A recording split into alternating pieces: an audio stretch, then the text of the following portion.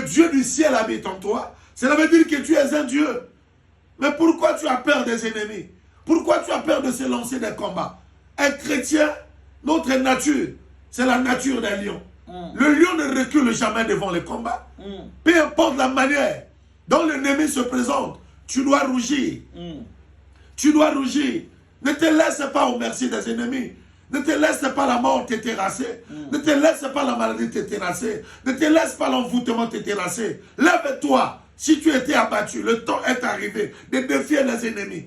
Tout est possible à celui qui croit. Et si tu crois, tu verras la gloire de Dieu. Rien n'est impossible à Dieu. Même si ça fait mal, Jésus est fidèle. Même si ça ne marche pas, Jésus est fidèle. Parfois tu es en train de dire, si réellement Dieu est avec moi, pourquoi tous ces malheurs? Dieu n'est pas seulement le Dieu qui arrête les malheurs. Il est aussi le Dieu qui permet les malheurs.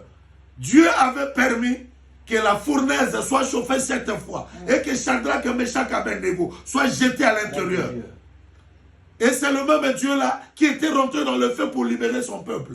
Dieu avait permis que cet homme, Daniel, soit jeté dans les fosses aux lions. Et pourtant, il pouvait arrêter que Daniel ne se trouve pas dans les fosses aux lions. Le même Dieu qui avait permis qu'il rentre dans les fosses aux lions, c'est le même Dieu qui l'avait délivré dans les fosses aux lions. Il avait fermé les gueules des lions. Je parle à quelqu'un ce matin, ta maladie là n'est pas pour la mort. Cette situation là n'est pas pour te détruire. Mais Dieu l'a permis pour faire éclater sa gloire. Tu ne mourras pas vis-à-vis de cette maladie. Même si cette maladie là a tué les gens. Mais toi, tu ne mourras pas.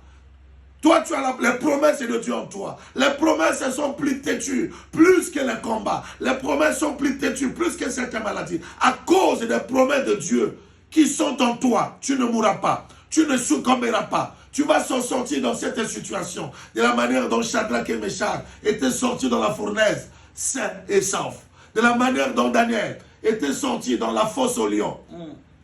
Tu sais quoi?